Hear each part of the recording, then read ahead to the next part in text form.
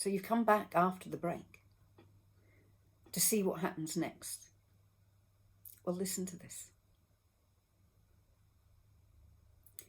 "I will do everything you say," Ruth replied.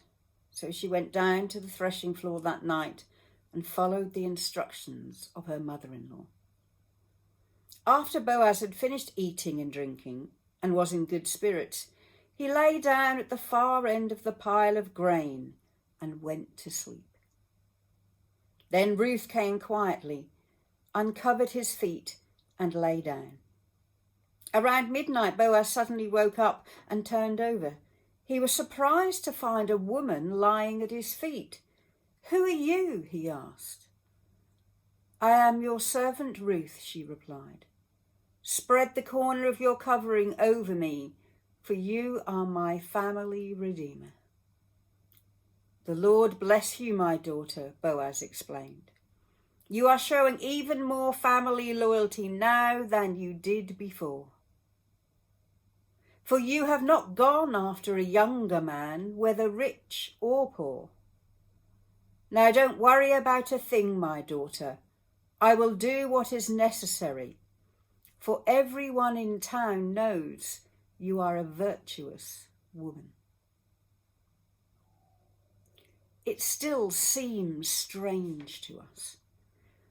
But if you think about it and you think about circumstances for young people today, or for anyone today trying to date, there are so many opportunities.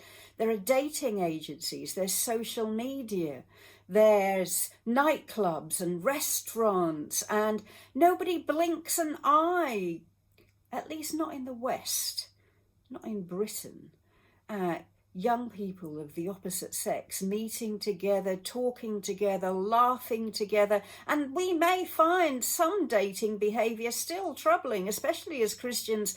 The dresses that people wear, the outfits, the places they go, how quickly they get together, how quickly they get intimate may still be a problem for us as Christians today. But imagine Ruth's time.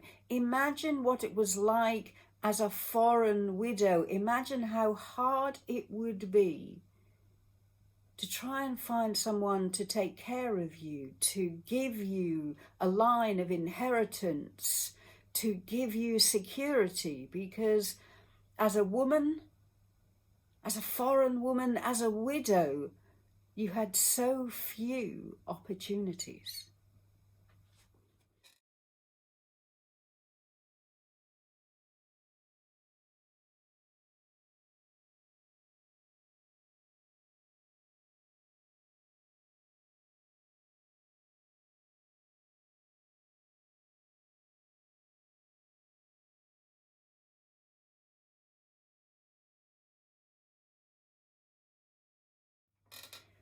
We've talked about Hesed, we've talked about commitment, we've talked about loyalty, but this is also about character.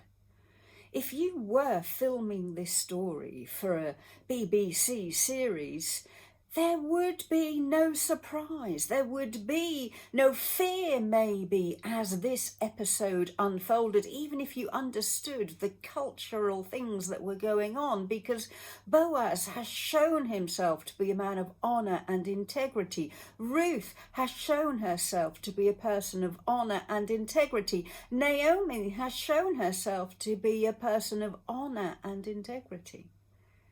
Now, I read the commentaries, and one thing they say is this, that it is probable that this was a non-verbal, apparently customary means of requesting marriage, of saying, "I am available."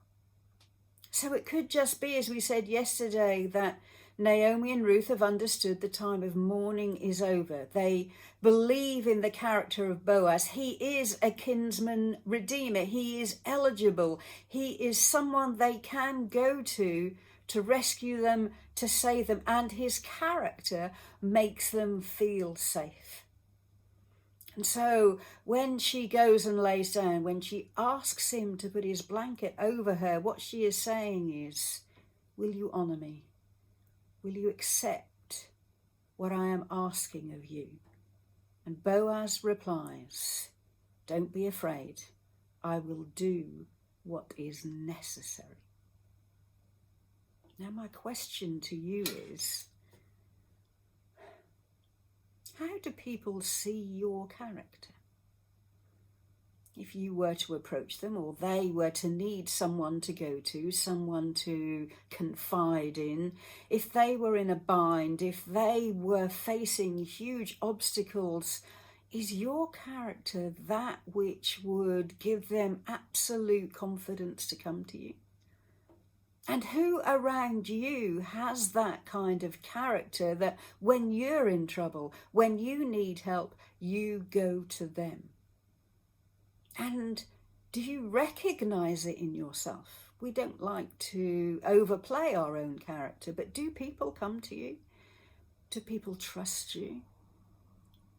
And when you're thinking about your character, is there anything you feel maybe just needs a little bit of polishing? Not just in normal times, but in these lockdown times. I know I am much more short-tempered. I know I've had to apologise more because I can get irritable. My sense of humour, my patience with other people is being stretched. And that's before my family comes to live with me for 6 weeks. My thought for today is this. How are you taking care of your character so that you are the one others come to when they need help? And if they do, are you ready to respond? And just as important, are there people around you that you can go to? That you can tell, actually, I'm not doing well at the moment. I'm struggling. I need some extra patience. I need help. Let's ensure that we are those people for others, and we have people we can go to when we need them. I'll see you tomorrow. Bye.